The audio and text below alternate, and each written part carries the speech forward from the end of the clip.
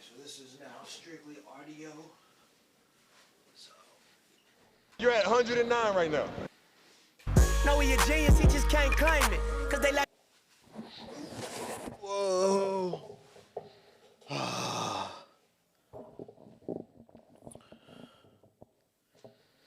Man.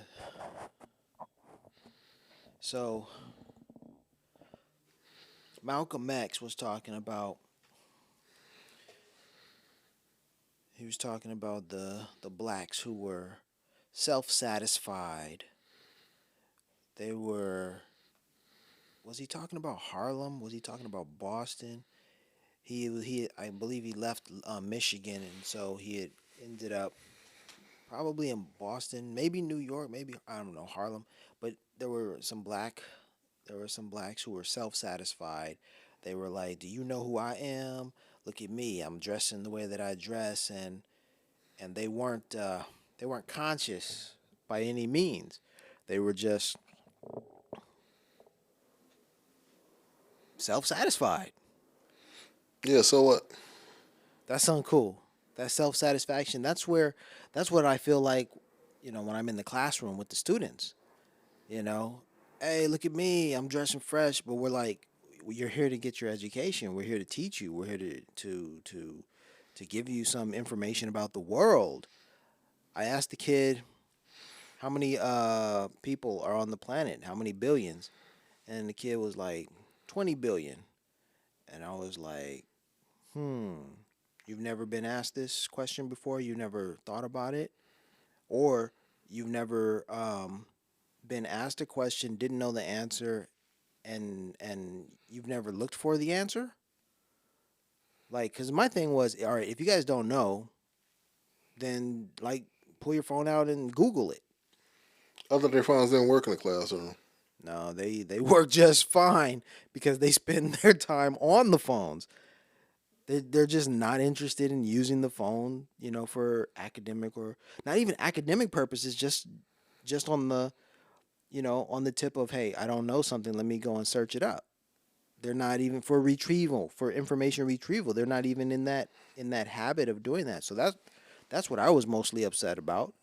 And the dude was like 20 billion. I was like, I mean, well, you teaching a low income sewer, and the problem is education is free.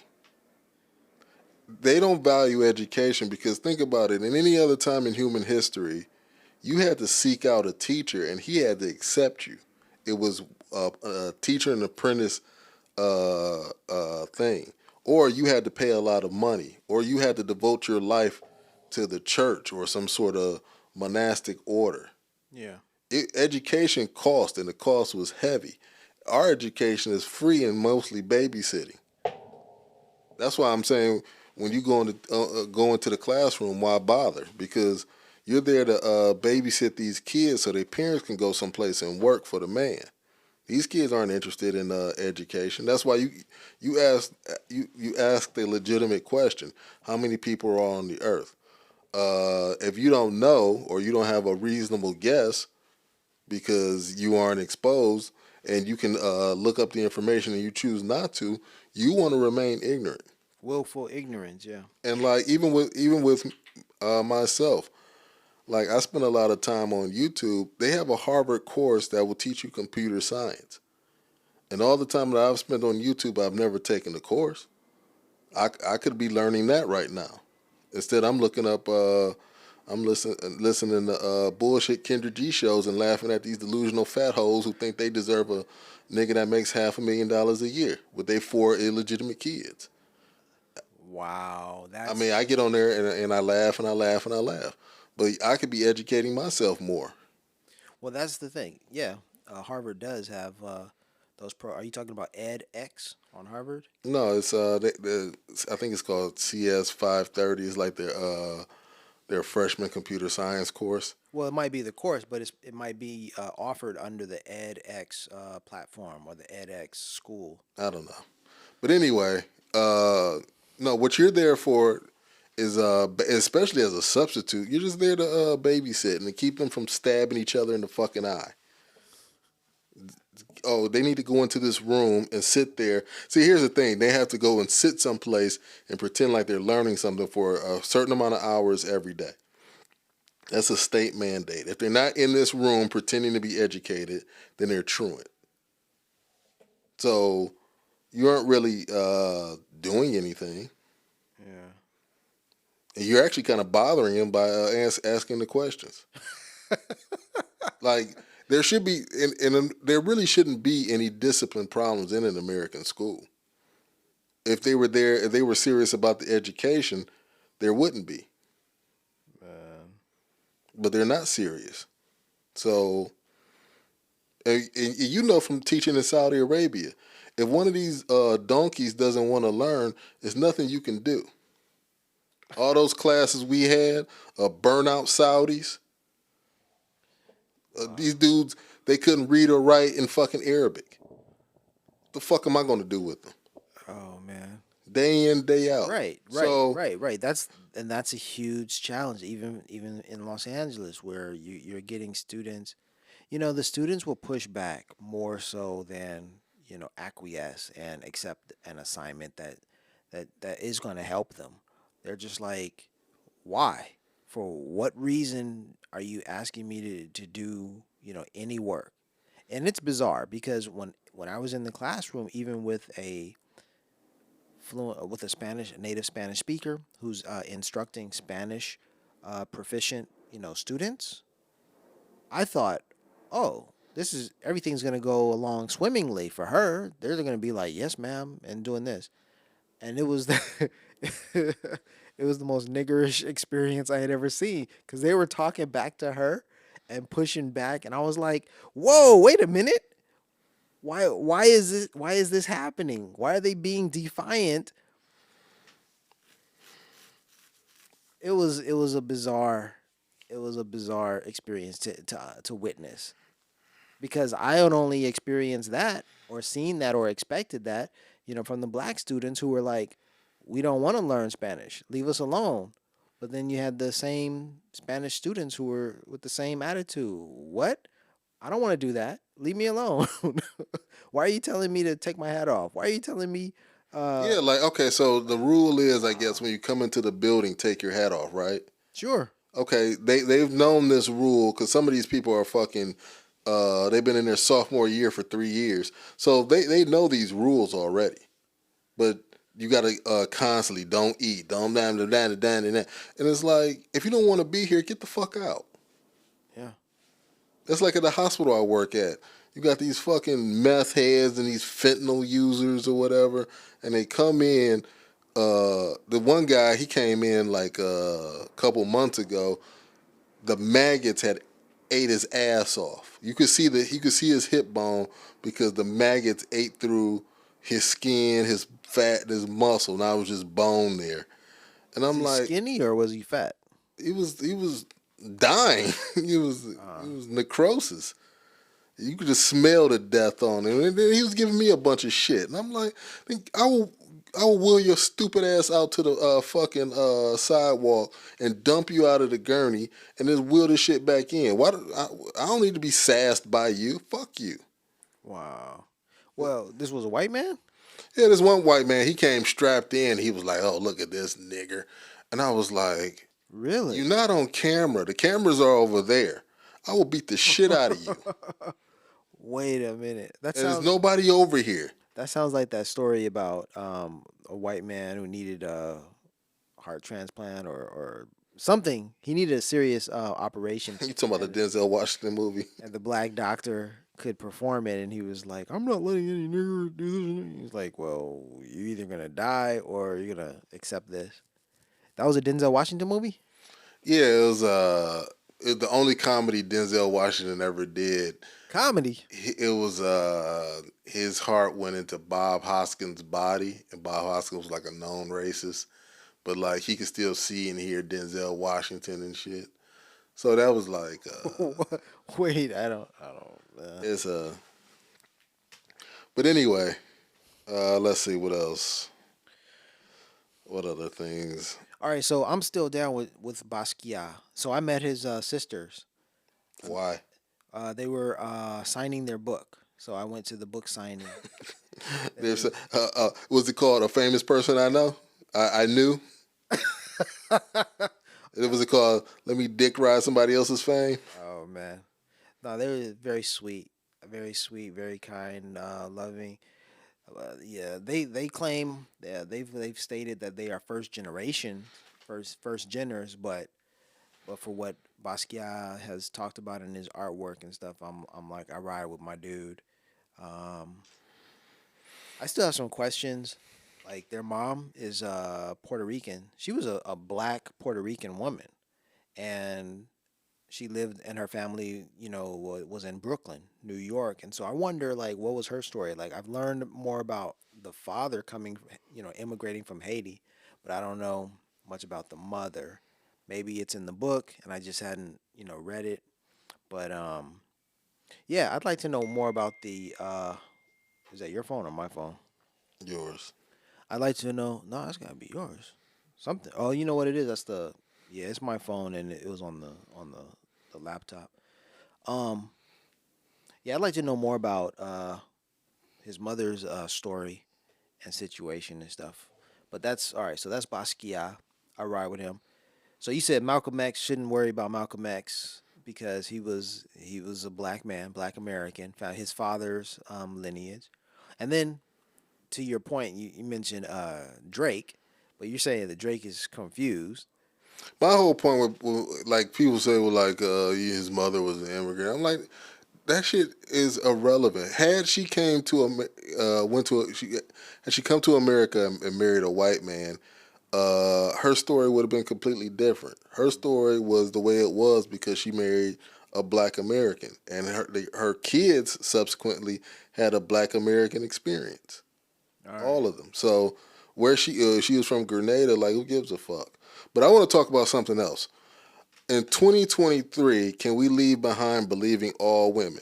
If a woman says she was beaten or sexually assaulted or Oh, raped, to me, Jonathan Major I will give situation. you. I'm generous. I'll give you 2 years to give me a police report. If it's no police report, I don't even want to hear it. Like this fucking Cassie. Yeah, Well, this is what I think happened. She's a no talent, so she was sucking and fucking and enjoying herself, and she was with the shits with Diddy, poor decisions. and then I'm not even gonna go with poor decisions. She was having a good time. It Okay. was private jets and mansions and spending money. And she got tired of it because she was getting older. So she runs off with Diddy's trainer and they get married. And then she realizes, oh, ain't no money coming over here. This sucks. It's hard out here. Yeah. So then she goes, oh, well, let me reframe some of the things that I did voluntarily. Oh, Right. Right. now I think this was abusive. Now I think he he took advantage of me. So he sued. She sues. She just throws some money out there, $30 million. He probably paid her $5 to go the fuck away, and now she's doing a tour with no songs. And that tour reminds me of when you went to Bahrain to see A. Marie do one song 6 times. Well, she didn't do one song She 6 times. did. This is one thing that's got me tripping 14 times in a row because she don't have any other songs. That's not true. But She did it 37 times. you're saying Cassie has okay, so she's touring. She doesn't have a catalog, and so she took Diddy's money. She hemmed him up, Yeah, okay, let me ask you this. robbed him, and Some nigga raped the dog shit out of you for years. Just destroyed you. And you get up the courage to expose him. Would you go away for a couple $1 million?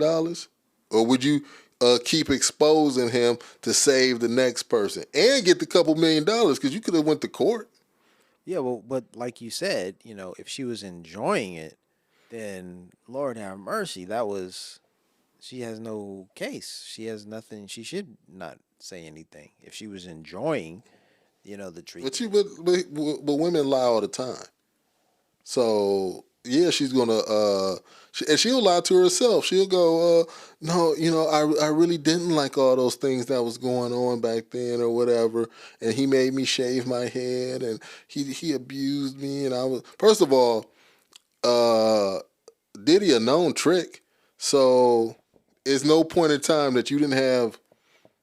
How much a 2-bedroom cost in the suburbs of Pittsburgh Oh, back then? in Pittsburgh. I I mean, don't know. I'm just naming a random fucking city. It's 50 fucking states, and you can live anywhere. So how much is a 2-bedroom in Seattle, Washington in 2007? probably like $1,200 yeah, maybe. yeah. All right, That's so 1,500, but yeah. so you can't tell me she didn't have enough money to leave anytime she fucking wanted to. She could have lived in any of the 50 fucking states. She could have lived overseas. I think she's Filipino. She can definitely live there on 12 cents a fucking day. So she could have easily walked away from him. And then some bitch will be like, but you don't understand abuse. I understand you don't want to lead this lifestyle. Right. If somebody punched me in the face, Right. yeah, we not friends no more. Nah, and I got money in the bank. You can't hit me twice. Right. Right. See, that's my whole thing. I don't want to hear about it the second time. If you get your ass whooped twice, Yeah. that's just what you into. Right. Right. Right. Right. But if she ain't had no kids with him, like all the normal shit that bitches lie and pretend like is an impediment, Right. wasn't an impediment for her Right. because she wasn't married, she didn't have any children, she was young, she was very beautiful, so she could have gave some pussy to some other dude and just lived with him for a while. She could have just traded on that. I don't know. Diddy, I mean, what can I say? He has money, power. He can, get women to do things, and it is what it is. Yeah, because women don't like to work. That's why. Well, that's what we're seeing. All right, so the Cosby situation. Now check this out. Because we're talking about men in positions. So, 50 some odd women or whatever, possibly, like you said, don't want to work, trying to get the old man before he dies. Okay. But, however, so I'm watching the Cosby Show, and I'm literally watching Cosby in a different light, of course, given all these allegations and stuff. But his character is basically telling us how he is tricking the public. All right, give you an example. Elvin is the son-in-law, and he's trying to prepare a meal that Mrs. Huxtable will like. So Cliff Huxtable says to him, here's what you do. You get yourself some store-bought sauce, pre-made. It's already been seasoned. It's already, delicious to the taste. And then you fool everyone into believing that you prepared that meal. And you add, and then you pretend, when you're over the stove, you pretend like you're slaving over the stove to prepare the meal. And then when you serve it, everyone loves it, not knowing it's store-bought. So that was one little scheme in one episode. In just one episode. Then there are other. He kisses. He's constantly kissing the stars, whether it's Felicia Rashad, who is his wife in the show, his daughters. He's kissing, and it's like, yeah, it might have been cool at that time, but it seems like it's a little bit much for all of that. You're at 109 right now. Where you going? I gotta go to the bathroom. All right. Know he a genius, he just can't claim it. Cause they like. Know he a genius, he just can't claim it. Yeah. What do we got?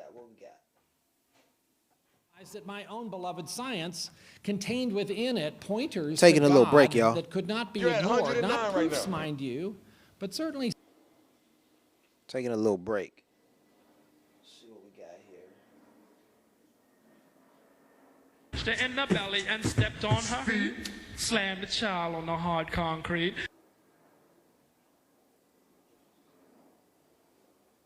Dear poem, Nipsey. Hurricanes are named after women because they work on the very same plan, start up over nothing, make a whole lot of noise, and can't be controlled by man. That's it. 50% of married women cheat on their husbands. That's what the researcher claims. Percentages don't mean a thing to me. What I need to know is some names. I went to see the doctor to get a Viagra pill. Now I'm on the run with a loaded gun and can't find nothing to kill. I just saw a movie about a mermaid. Don't understand the reason why. It's not enough woman to make love to and too much fish to fry. Nipsey, what do you say? A woman's age is like a speedometer on a second-hand car. We know they've all been turned back. We just don't know how far. That's right. 5555. You know why we got to do that? Because stupid ass people go to the movies and then go home and try to call the characters that they just saw. Hello, is Indiana Jones here? No, motherfucker, he's fake. It's not his number. And to be honest, this is the worst time in history to be a black celebrity. Fuck, they locking all our stars up. It's hot right now for black celebrities. I knew it was bad when Kobe got in trouble. I said, this is a wrap for us. He's one of the most wholesome dudes we had. They lock him up, everything. And Kobe kept it together. Thank God he held his game together, because if he was cracking under pressure and getting like 6 points a game, the whole LA would have been like, that nigger is guilty. Kobe was playing his ass off. He was playing like his freedom depended on that shit. You see this motherfucker in them games, this nigga's trying to beat that case on the court. That nigga, stop.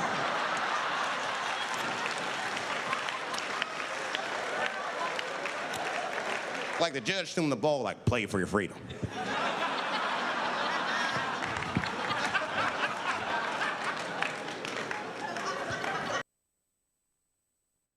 I'm just being real, man. There's too much goo-gagging over celebrities. People don't know what's fake and what's real anymore.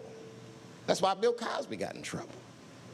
Look what happened to Bill Cosby. Bill Cosby said some real shit, and the whole world freaked out on him. For what? For having an opinion? Just because he was selling pudding pops for the last 40 years, people forget that he's a nigga from Philly in the projects, and he might say some real shit from time to time. It's not that big of a deal. I spoke at my old high school, and I told them kids straight up, if you guys are serious about making it out of this ghetto, you gotta focus, you gotta stop blaming white people for your problems, and you've gotta learn how to rap or play basketball or something, nigga, you're trapped. You are trapped. Either do that or sell crack. That's your only options. That's the only way I've ever seen it work. You better get to entertaining these white people, nigga. Get to dancing. Go on out there and be somebody. Dave Chappelle, the great Dave Chappelle, doing this thing there. Let's get back. You're at 109 right now. C'est toujours un plaisir d'être là avec vous. Vous écoutez la fréquence 100. What is that shit? 109. Merci à vous. You talking to terrorists? Is that some sort of Al Qaeda code? Is that Hamas? She was she's Wolof from Senegal. She did my hair in Las Vegas, and I asked her to give me a shout out in French, because they speak Wolof, they speak French, some English. So Yeah, fuck Akon. Fuck that dude.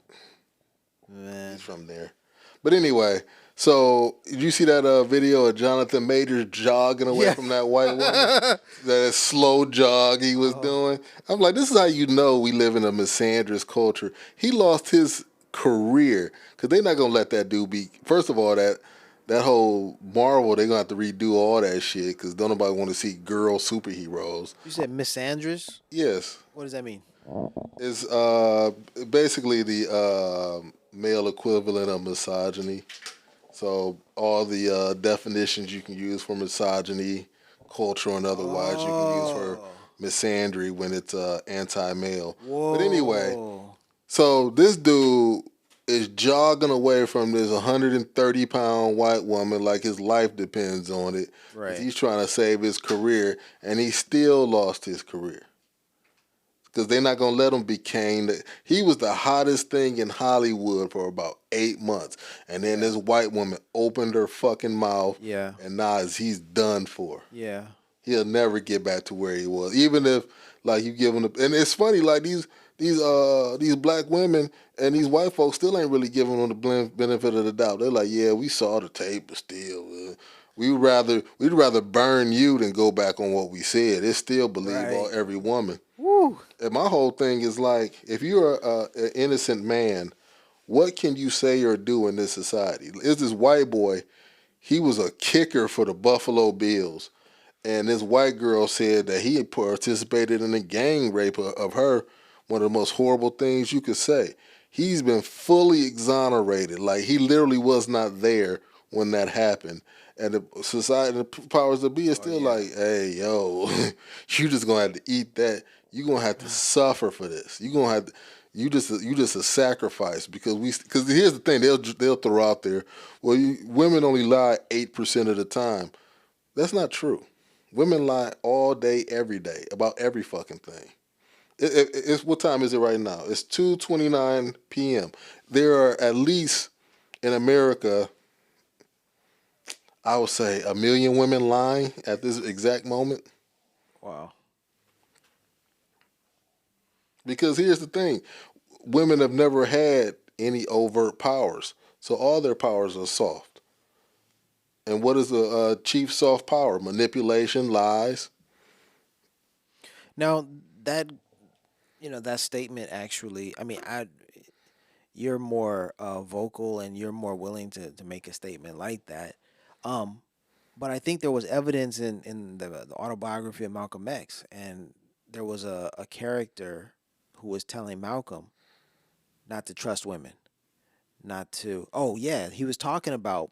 So Malcolm was talking about the pimp game, and he talked with the prostitutes, and the prostitutes were like, "You should be hard on these women.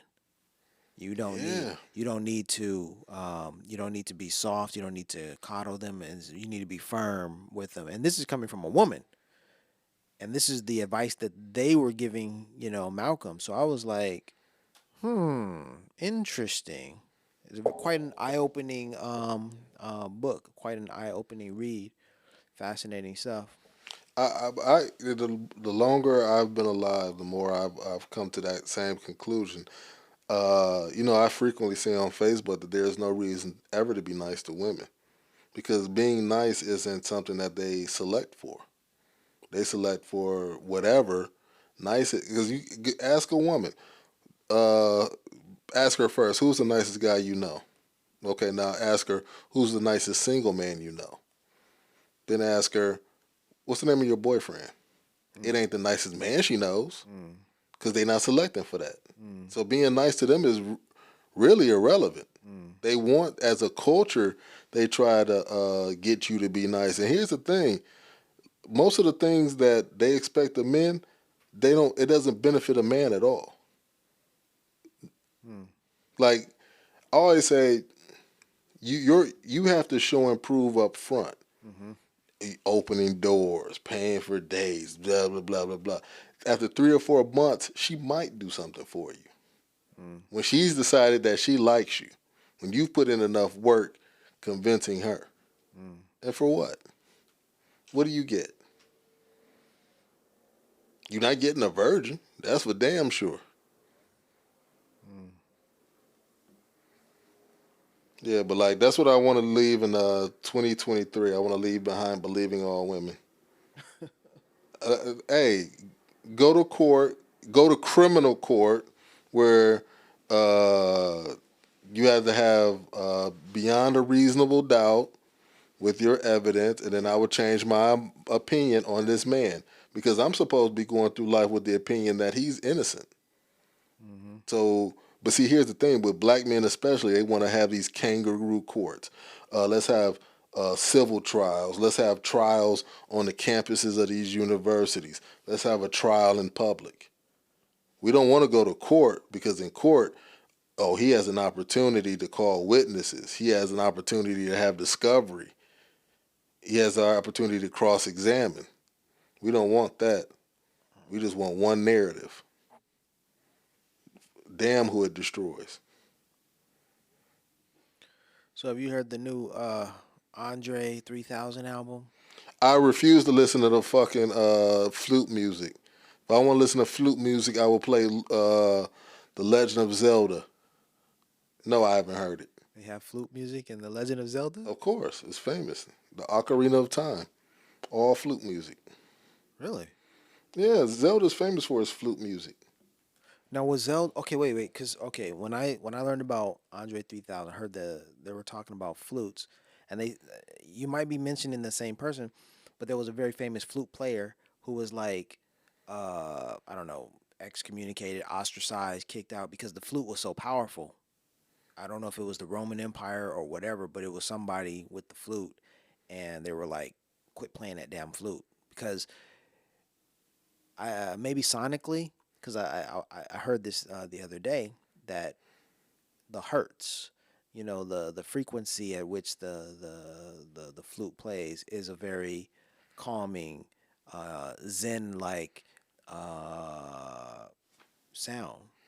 So the thing about it is, like, it changes societies, and it possibly was changing some society, and so they were like, "Get out of here with that." I don't know. So if it's in the Legend of Zelda, maybe that's what happened. You were hypnotized while you were watching it because of the power of that flute. Or not. No. I was thinking about what is that song with the Mario Brothers? Dee, dee, dee, dee, dee. Oh, I don't know how to do it, but it was whenever you played the Mario Brothers.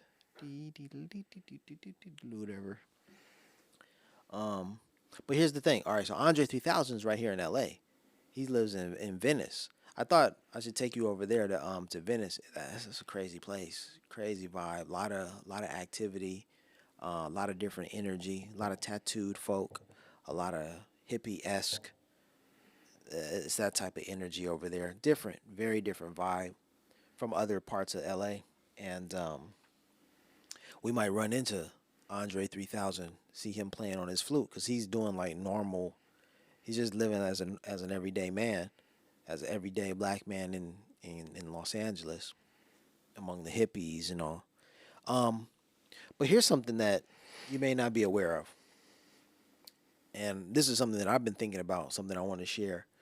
But John Coltrane, saxophonist, jazz impresario, whatever, he was addicted to heroin, and he tried to kick the habit. And story goes, if I'm, if I know the story correctly, if I'm not messing it up, he went up in his attic, in his home's attic, and he secluded himself, sequestered himself, and it was his mission to kick the habit of heroin, be free of distractions or what have you, and also to get closer to God. And so he spent a tremendous amount of time in the attic, after which he came down from the attic and he had written new music, and he had, basically kicked the heroin addiction. And however, heroin had already ravaged his body, so he would soon, a few years later, die of his heroin addiction. But he produced one of the most popular, impactful, phenomenal works that of his career, which was "A Love Supreme." And that album, Dr. Cornel West talks about whenever he's in a speaking engagement and he mentions it. And the whole idea that this man was isolated, and that he wrote this music thereafter, and that um, and that the album that he produced, I love Supreme. It was his most intentional work. Like basically all the nitty gritty, all the little details, he made the decisions. He chose the liner notes. He wrote a poem. He chose the pictures. He did all the styling of the album, which is typically something that artists let others do for them, and then they just approve it. But he had a hand in all of that. So they say it's his most intentional work, which I find interesting because personally, all of the work that I do is intentional. All the work that I do is, by my own hand and by, my decisions and all that kind of stuff on the subject of, 10-9. Mike, you still with me, man? Mm-hmm. You're not sleeping. You're at 109 right now. So John Coltrane, to this day, there's a church. There's a church for John Coltrane. It's in San Francisco, and at one time, the parishioners were like, John Coltrane is God. But then the Catholic Church got involved, I believe, and the Catholic Church was like, look, if you want your church to exist, if you want to be part of all of the other churches, you're going to have to, you can't claim that he's God. You got to make him something lesser than God. He's got to be something like a saint. And so the people were like, a saint. And then they happened to listen to an interview that he did while he was in Tokyo, Japan. And John Coltrane was asked, what do you want for your legacy to be? Or something. And he was like, I want to be a saint. So his parishioners were like, well, damn. John Coltrane said it himself. He wanted to be a saint. The church is telling us he has to be something lesser than God. So we're good with making him a saint. So today, there's a John Coltrane church in San Francisco dedicated to Saint Coltrane. And how this relates to Andre 3000 is his wife, John Coltrane's wife, Alice Coltrane, took the church in a spiritual direction. She was all with it. She was all with, hey, you gonna make my husband a saint? Cool, let's run with it. But her influences were Indian and Hindu. But you know what kind of music she released? What? That Andre 3000 music. She really flute CD? Was it a flute? I don't know. I don't know. She was okay. I don't think it was a flute, but it was like it's the same vibe. It's the same like Zen, hertz, megahertz, whatever type of thing. And then even in an interview, Andre 3000 was talking about. He mentioned Alice Coltrane. So I'm like, well, he's obviously not doing anything new. This is just a direction he's going in. He's traveling a road that's, already, been traveled. But people don't know that. People don't know the history. People don't know, what he's doing. So he's trying to raise consciousness. He's trying to calm us down, calm the people down by saying, hey, this is the type of music that, we need to elevate ourselves spiritually. And it's all he's tapping into his Messiah energy, his Messiah thingamajig. And so let me ask you a question. Yeah. There's these two black girls that go to Harvard Business. They're getting their MBAs. Yeah. They decided that they wanted to teach their classmates how to play spades. What do you think of this?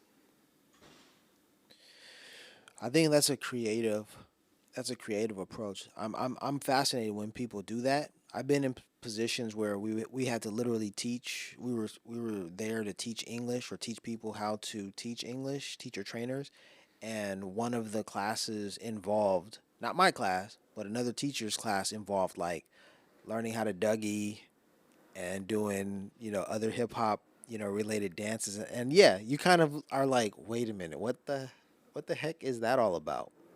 So in the same vein, these girls they want to teach spades. Now, what's the history of spades? I mean, culturally, it certainly is a game that seems to be predominantly played by African Americans, by Black Americans, American blacks. I like American blacks per se. I like that. I, my question is, you're at It's this relevant. elite university, and all you bitches can think to do is teach some bullshit. Why are y'all wasting time with nonsense? To Okay. me, black Yeah. people, we're behind in literally everything. I think, to be super serious for a second, I think we're facing extinction because there's no need for the Negro in the modern world. They to for all they're not going to let us get high level positions. All the low level positions can be done by Hispanics now. So why do you need to have the Black American? For what? What's the purpose?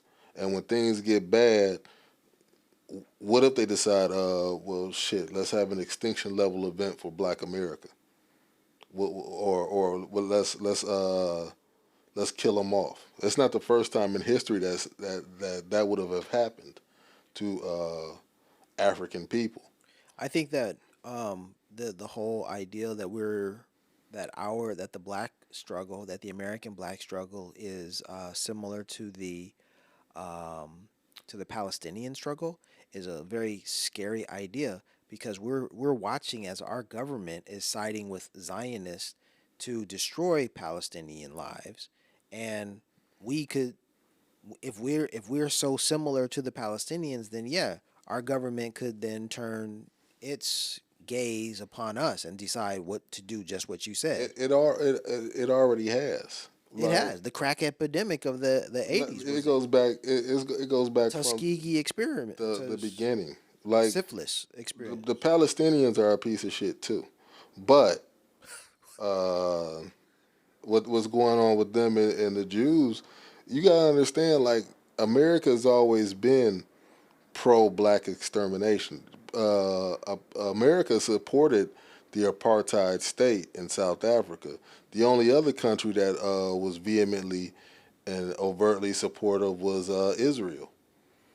So Israel, they they sterilized 10,000 Ethiopian Jews. Right, right. So they have a history of being pieces of shit over there. And America always is on the wrong side of history because that's what our government. See, we like to pretend like, oh, there's Democrats and Republicans, so you get to choose and you got a choice. You don't have a choice because when you see America operate abroad, whether the president is Democrat or Republican, they always operate abroad the same way. That means there really is only one government. The little differences that they show you is just a show. Because if it was a true difference, when you vote for somebody, the foreign policy would change. The foreign policy has always been white supremacist in its nature. Wow. Even in 2023, we're still overturning governments. In I want to say Uruguay or Paraguay, they had a liberal, almost socialist president who took no money, who didn't take a salary from his people. He lived as a simple farmer and he ran the state. They overthrew that government to put right wing, pro capitalist, pro corporation leader in position there. So we're still active in undermining other governments. Look at Venezuela. How long did they? How long have they been actively trying to assassinate people in Venezuela? They were trying to kill people. A couple years ago, they sent a murder squad down to Haiti with guns, and the U.S. Diplomat went to the airport to escort those men out because the Haitians caught them. Where else on this earth can you go with guns into somebody else's country? They were U.S. mercenaries. So what we're talking about here is super imperialism, and this is the book. Michael Hudson wrote this in 1972. It's called Super Imperialism: The Economic Strategy of American Empire. Michael Hudson wrote this in 1972, and he was trying to wake up people around the globe, third world countries, even Americans. He was trying to say, stop all of this violence and what have you. The CIA found out that he had written this book. They said, let's get a copy and let's read what he's talking about. The CIA and perhaps the FBI, but the CIA was like, hey, Michael, you wrote an excellent book. We need your book to teach our agents how to conduct themselves. We need to educate our agents on how to be better imperialists. So the job that this book initially had, it backfired because now it's used as a textbook for the CIA to say this is how the economic hitmen of the world, operate, and this is how the U.S. operates. Super imperialism. So you say it's still going on, which yeah, obviously, like the thing that made me aware of the fact that America's empire is still thriving, is the fact that every time in history when a democratically elected or when someone in power gets in that position, through a democracy, and it's called a democratically elected leader, that leader is often, if not always, or rather always, if not often, overthrown by a coup supported by the U.S. And the U.S. then puts a dictator in place, and the same story plays itself out. But if you are like Papa Doc Duvalier, who plays toward the hand of the U.S., then you stay in power longer. I forgot how many years he was in power. Yeah, because you have people like the Clintons who have very deep interest over there, and they used their State Department to help suppress the raising of the national minimum wage in Haiti. I think they wanted to go from something like 77 cents to $1.30 or something. It wasn't anything crazy, but the Clintons, they went out of their way to undermine that effort. And that's why, like, you see all these, and this is another thing, this is another reason why, like, black people don't have any political representatives, because we have, like, fucking Maxine Waters, and she's been playing Democrat for 40 fucking years or whatever. But, like, if you were a true black politician, you would be opposed to everything that goes on in the American government. You would say, until my people get what we're supposed to get, we're not voting for a fucking thing. We'll side with the Republicans. Our vote should be up for sale as an individual and as a collective. That's how you do politics. Our vote should be always up for sale to the highest bidder. Oh, Trump has a good plan. Biden didn't have a plan for black America, and it shows. Did you know Native Americans can go to school for free?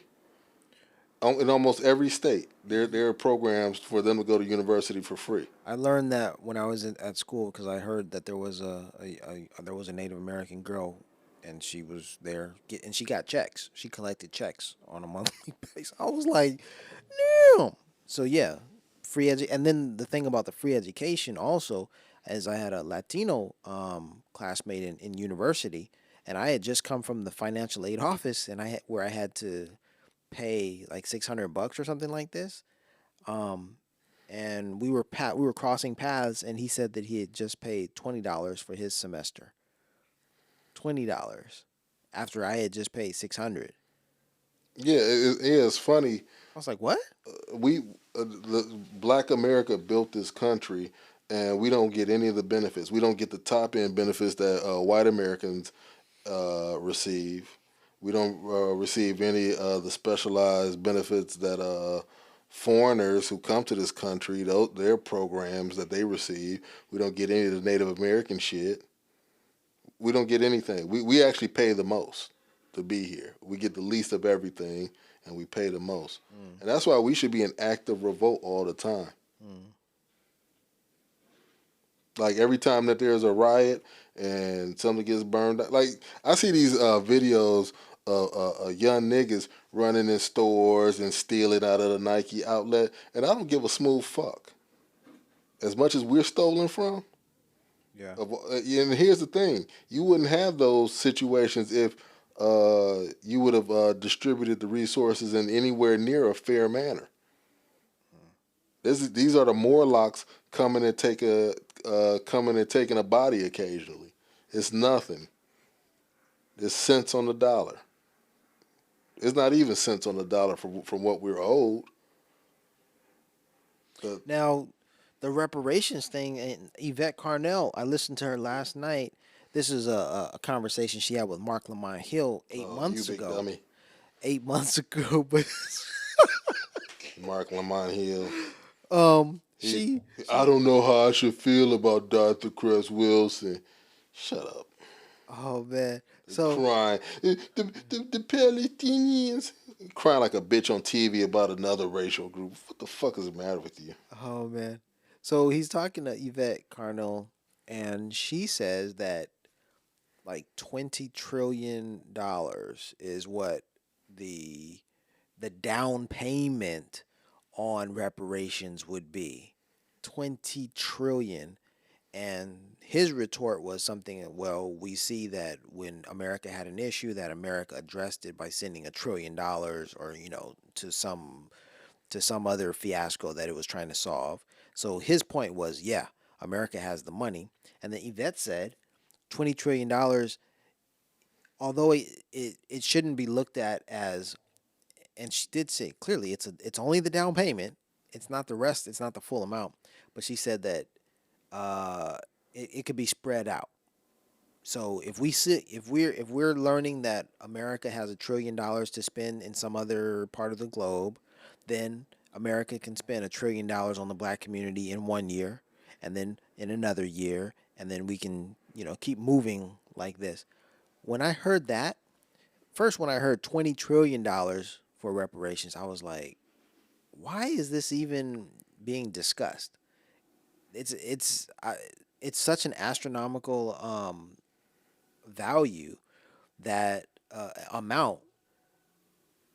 Like the entire society, global society, has to be restructured. I mean, we're talking about wealth redistribution. We're talking about a complete shift in every which way. We're talking about just picking up today and moving into homes in Beverly Hills and telling them get the hell out. Only way to do that would be with an army. And the army is on the other side protecting the property. So I don't see my whole thing is validity. They'll never cut a check like that. Right. But my whole thing is and understanding that you should never be a full participant in their society. If your father raped my mother, me and you can never be friends. There will never be forgiveness on my side. And America raped all of our grandmothers at some point. They raped Africans to the point we don't even look like the Africans in Africa anymore. That's how much rape is going through our lineage. Wow. So our whole thing should be hostile towards America. And it should be infinite forgiveness. And they go out of their way to slap us in the face. There has never been a hate crime bill for African Americans. Asians had a bad year, and they got one. Yeah. And Asians are anti-black buffer class. See, another reason, like I know, a lot of times I'm just being funny, but the reason why I'm truly anti-immigrant is because there's never been an immigrant group that came here that wasn't anti-black.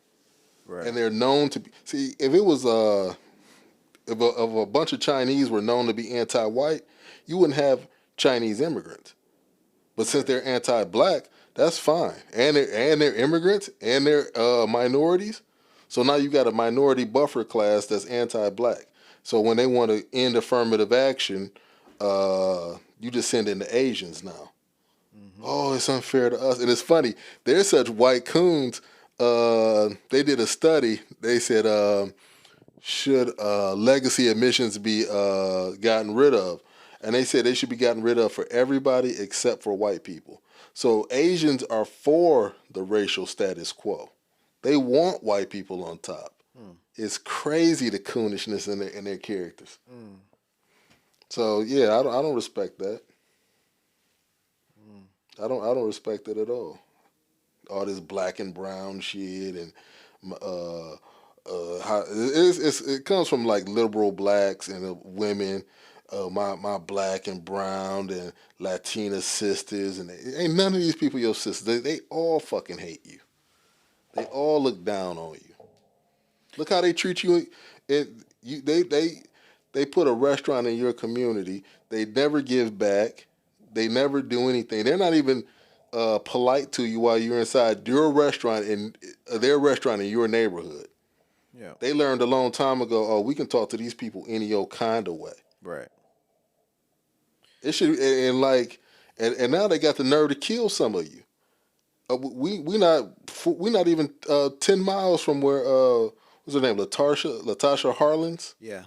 Where she was murdered by a Korean. Shouldn't have been no more Korean stores. All these fucking gangbangers around. Why don't y'all clean that up? Ain't no more Korean stores. Get them out. Yeah.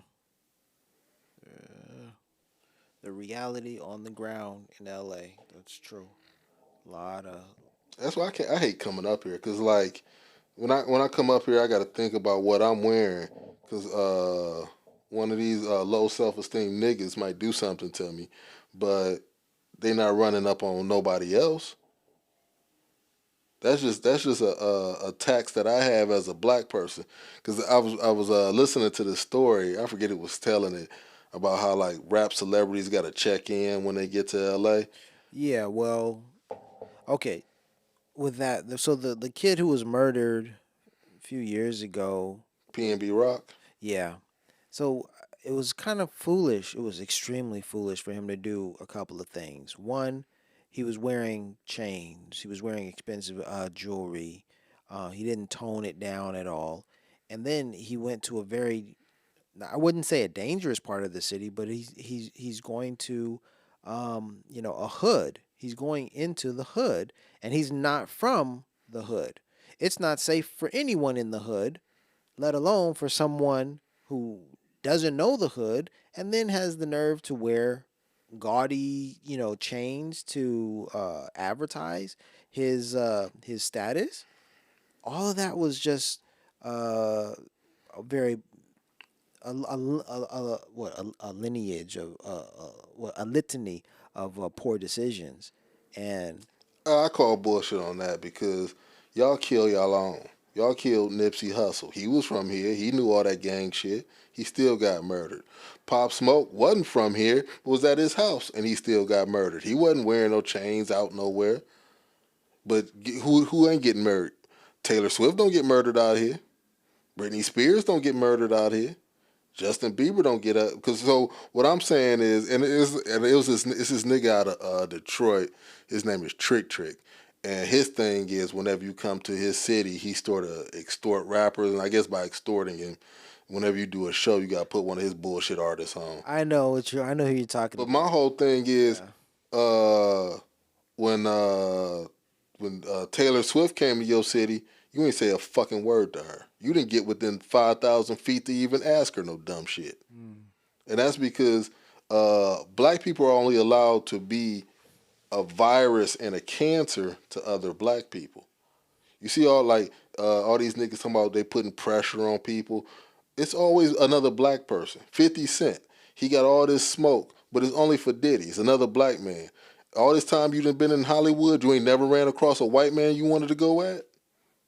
Show me a high-profile black man going against a white person in some way.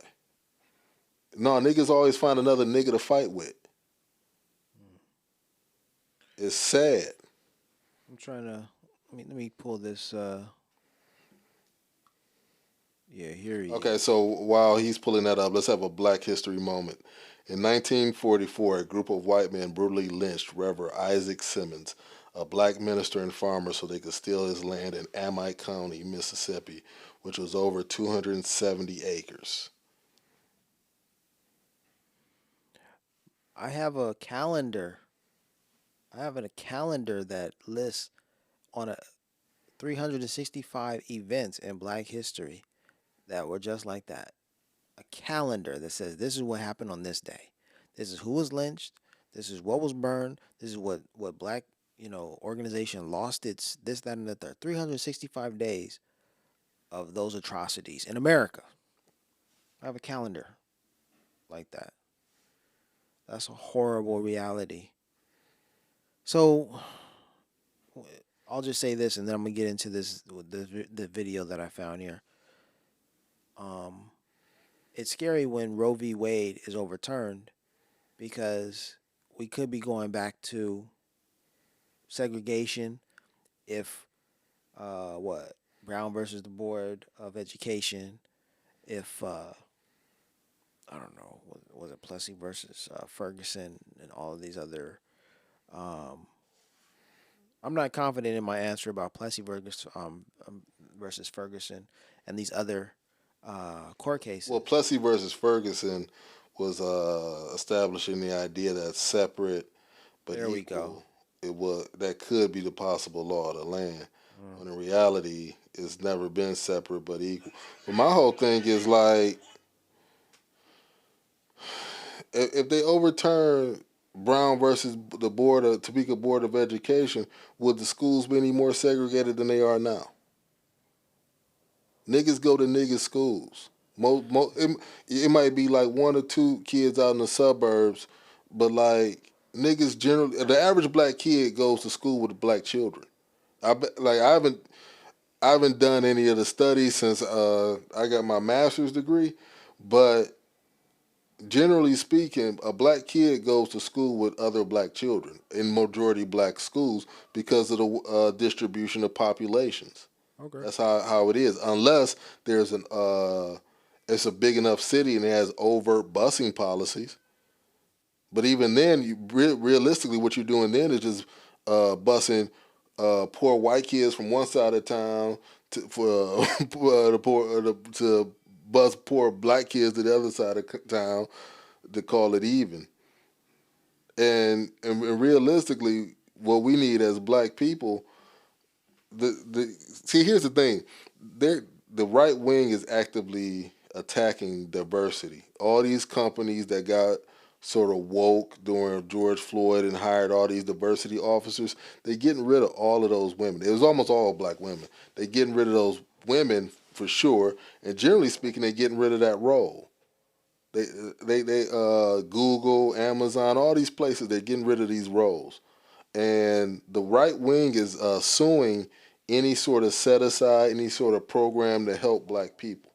So the crumbs that you were getting from corporate America and from liberal whites, they want to outlaw those. They want to sort of pretend like we're just going to make this just a straight meritocracy when it's never been that. You could look at Navy Federal, where I do my primary banking, really. They have a program for home mortgages where they were giving white people who made $48,000 a year mortgages, and they wouldn't give six-figure black people mortgages. So the whole system is rigged down to the studs against us here. But like, we need to recognize that and then oppose it. Like, if black people were really serious about what America was, we would have all our own shit. You would go to white people for nothing. You would have your own banks and your own schools and your own hospitals. We have third world infant mortality rates. You might as well, if you're a black woman, you might as well be in fucking Zimbabwe. All right. So here's what I found. Let's check it out. Nobody living, nobody at, and I don't want to hear shit from none of these niggas, Jewish niggas talk about, oh, he's in an episode. Harley passing, nigga, follow me to the fucking hotel. The nigga killed Aaron Carter, and now they acting like they won't clear the Backstreet Boys sample. You get what I'm saying? Harley Pasternak, Pusha, your trainer. Harley Pasternak, Jay-Z. You get what I'm saying? And then niggas be hanging around these niggas just for the money or some Mike Rubin shit. I slap the shit out of Mike Rubin. I see that nigga. You know what I'm saying? It's like, yo, fuck these niggas, bro.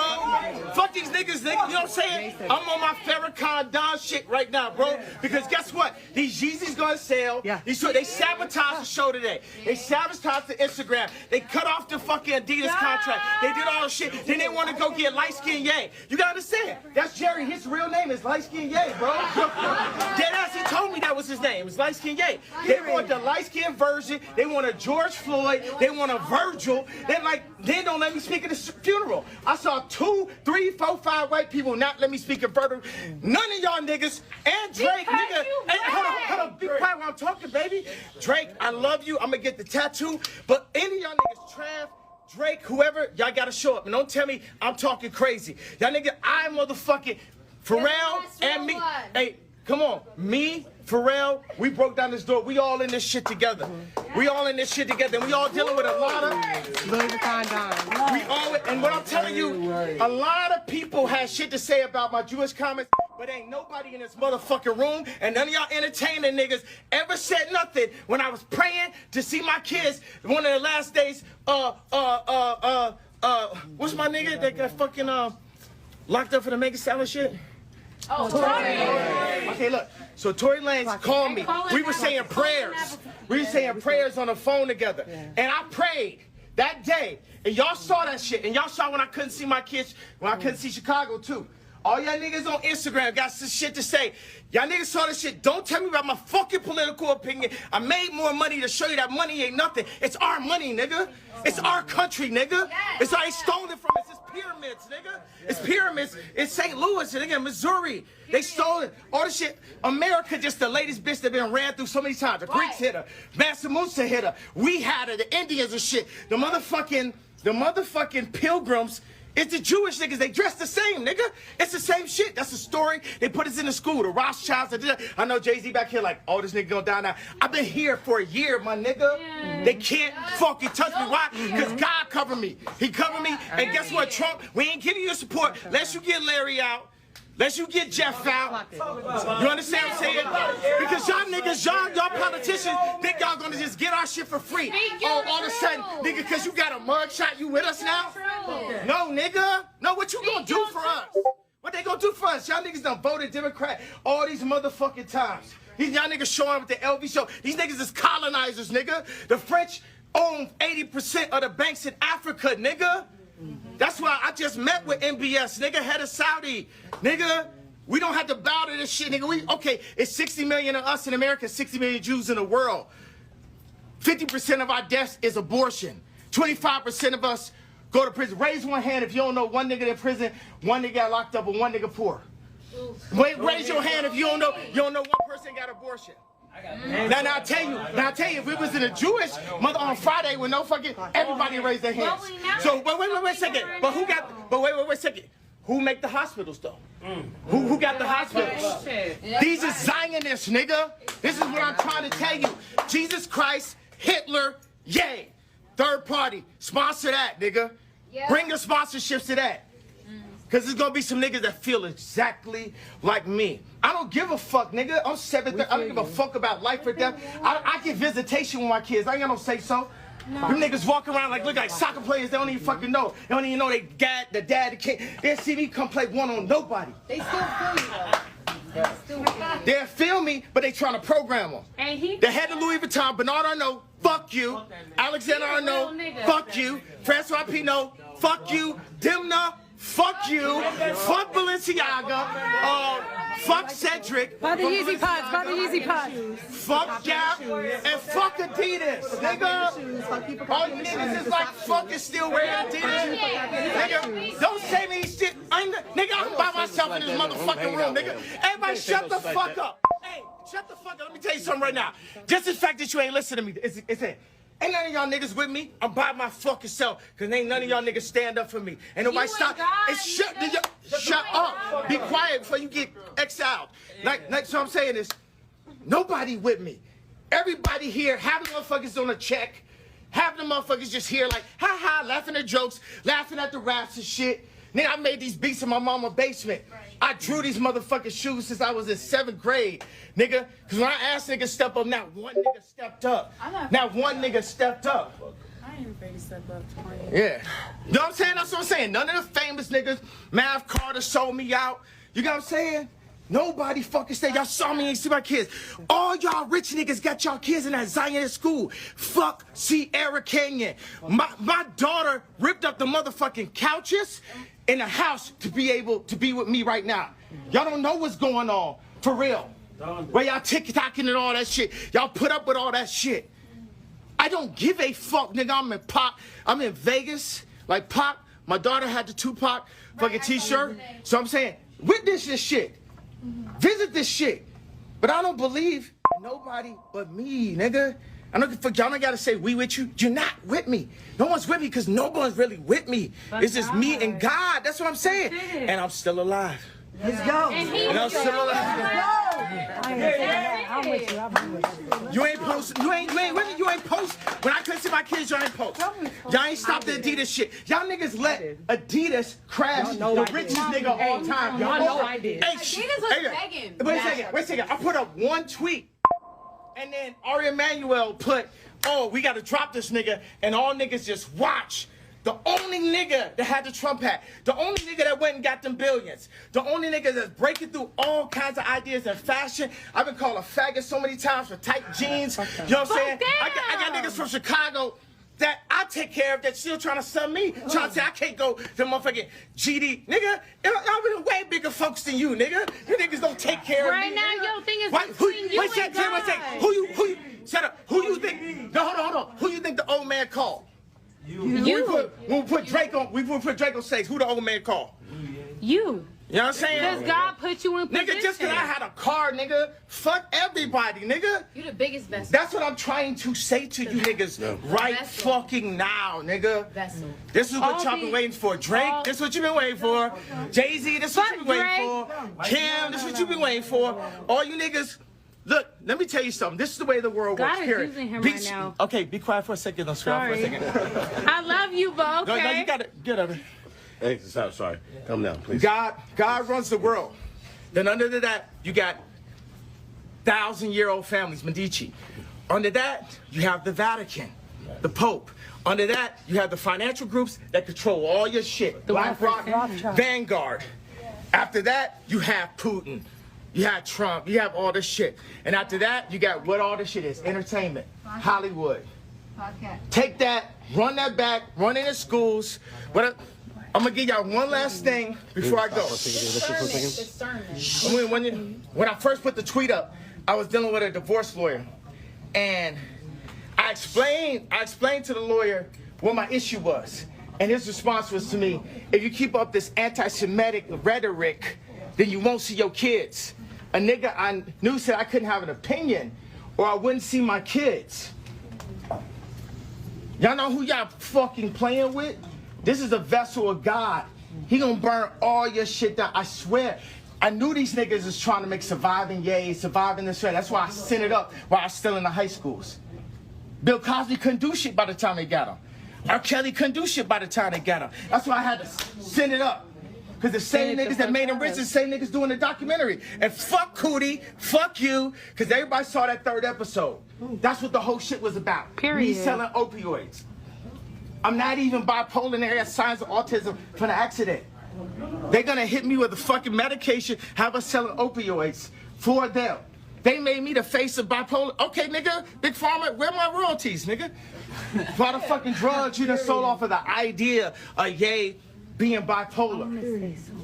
Don't say shit right now. Yeah. You know what I'm saying? They come here so I think I pretty much wrapped up. Still talking. And everything I want to say.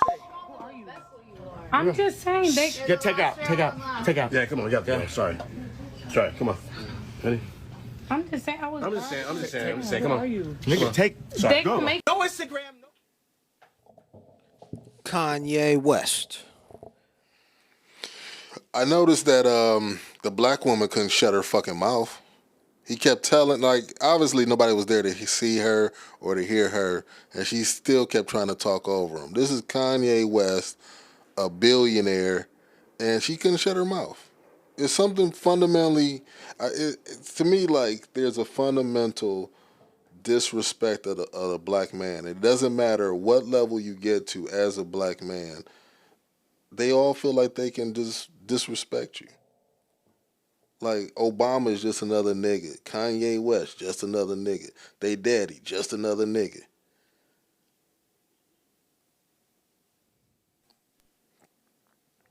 What about what he was saying? I mean, and I don't even know. Was she black? I think it was only niggas in that room. Well, the camera, they flipped it. The one woman who was speaking flipped the camera around, and she appeared to be a white woman. Oh well. But I don't know who was speaking. I don't know who was escorted out for talking. But the thing that he said that got me is he said that it's God first, and then it's these families, Medici. He mentioned the Medici family. He mentioned the I don't know who else. Was Rothschild in that? Where was the Bilderberg group? I don't know what, but families. Maybe the Walmart family and families that own the color blue. I think Chris Rock talks about that in his comedy. And then below that, then you have these maybe billionaires, Bezos, Musk, Trump. You have the billionaire level, and then below that, then you have all of their entities, their businesses, their business entities that they control.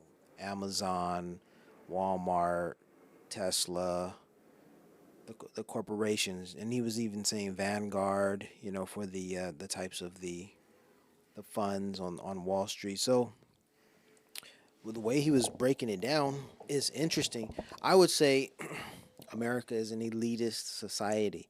That's what I learned when I was in high school. America is an elitist society, and that being the case, like if we are confused, if we are for anything, it's for the interest of some elite, some billionaire organization that wants us to be for them. Of course, everything in the society is conditioning. Yeah. If you look at I always point at this from a linguistic standpoint.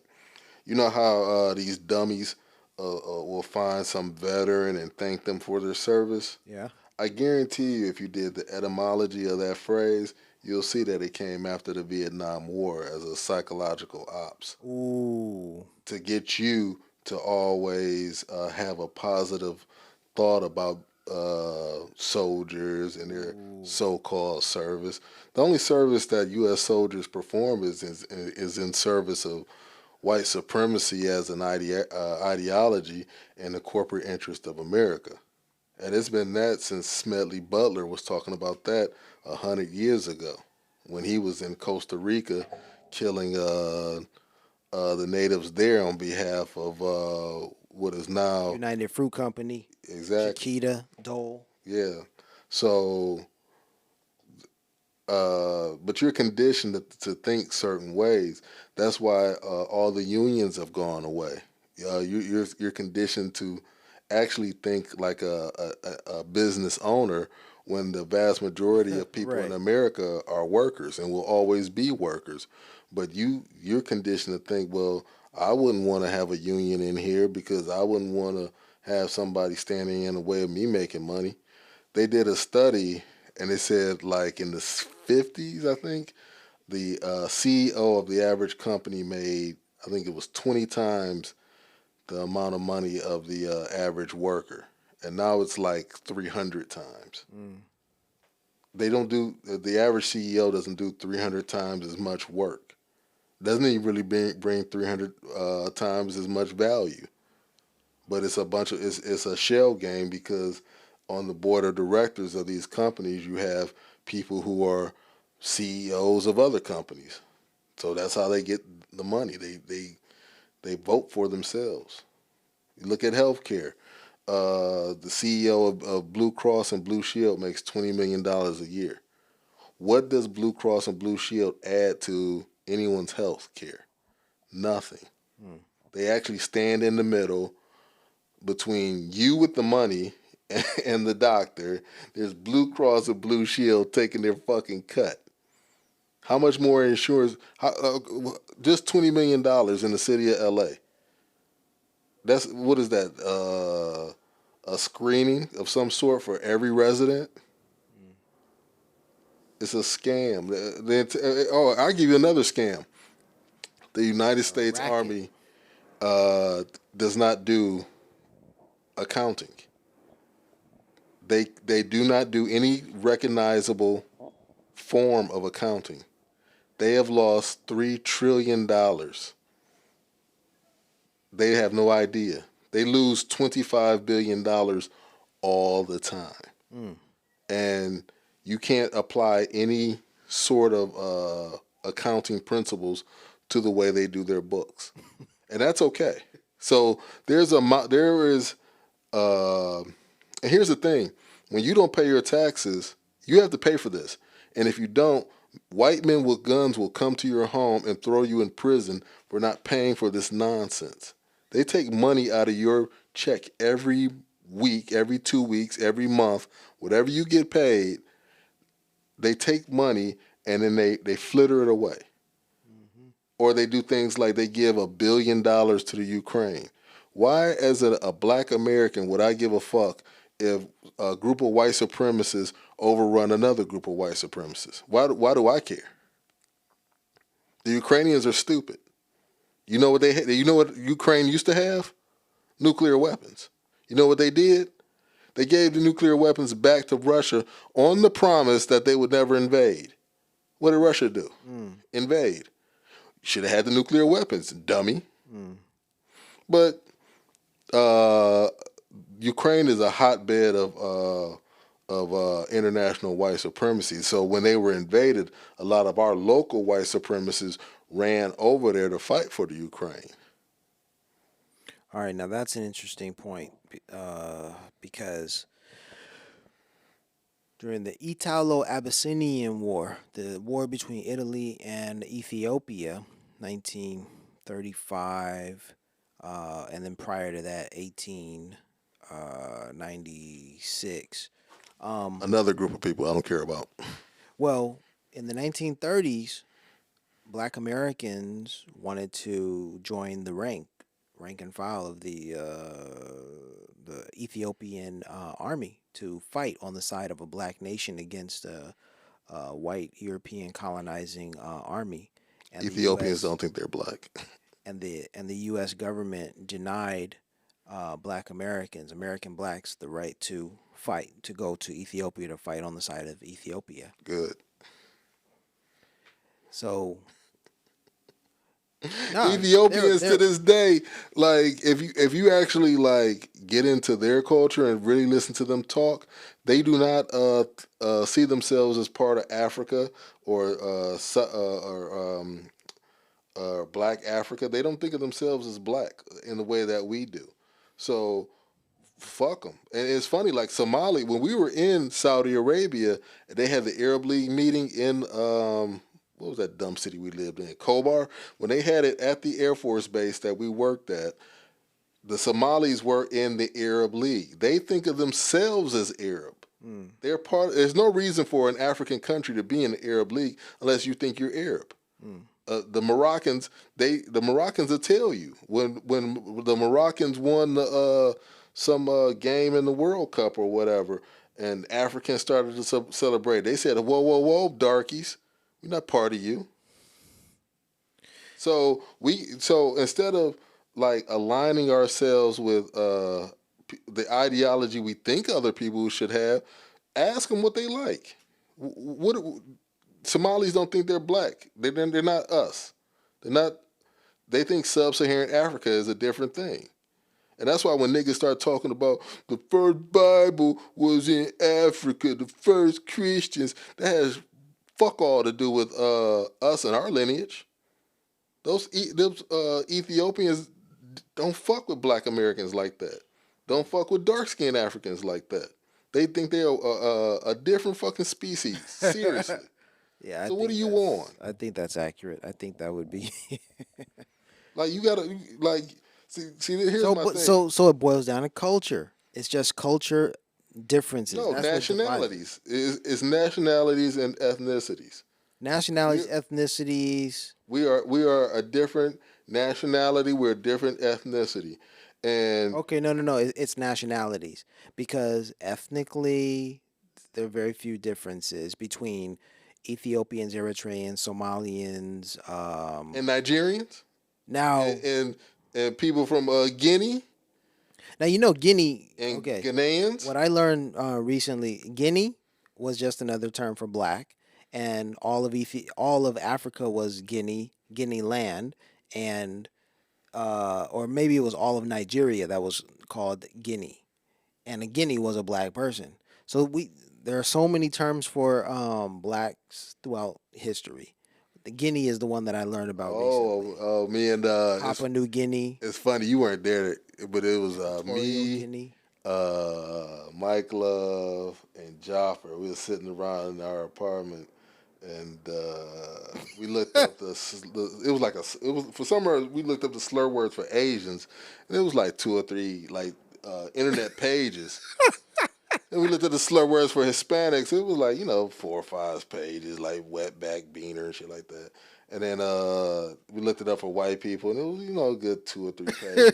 We looked it up for black people. It was 37 goddamn pages. It was shit I never heard of, like moon cricket. I'm like, Jesus Christ. Moon cricket. It was wild how many pages, how many slurs. Like you could do like mineral, plant, animal. They had them all. It's nutty. Clay? Well, I think the basic reason or symptom or proof for the racism of the Christian church is the simple fact that white people have pretended for so long that Jesus was white, and that they've had the necessity to interpret Jesus as being white, when essentially white Christianity is racially, is historically false and theologically absurd, and practically, in terms of its effect on black people, it's a debasing institution that enslaves black people. I think we have to understand, though, that we're not making moral judgments here. Any institution that exists in any society exists to serve the interests of the people who set it up. And Christianity began as a black man's religion. It's an African religion. We have to remember that Israel went into Egypt with 70 people, and after approximately 750 years came out with over 2 million people, and hordes of other slaves who came out and became also part of the emerging new nation of Israel. So Israel, the biblical Israel, was a black nation, an African nation that came out of Africa and kept constant ties with Africa. And so we have to remember then that Jesus was a black Messiah, not a white Messiah, and he comes out of the whole historical background of Africa, of African traditions, of African history, of African culture, the concept of communalism, the concept of a chosen people, the concept of kingdom of God on earth. All these things were out of African tradition, not out of the white man's tradition. And Jesus was essentially a revolutionary Messiah who was trying to lead a black people in a revolt, in a struggle and conflict with a white Gentile oppressor. So the whole church has to be viewed from the point of view of the white oppressor. The white oppressor has one kind of Christianity, has one kind of church. The black church has to become independent and go back to the historic African roots of Christianity, because the slave church that the white man set up for black people tends to continue the enslavement of black people. So the black church has to become, again, a revolutionary instrument in the hands of black people, controlled by black people, fighting, as Jesus fought, for the liberation of black people against white Gentile oppression. You're at 109 right now.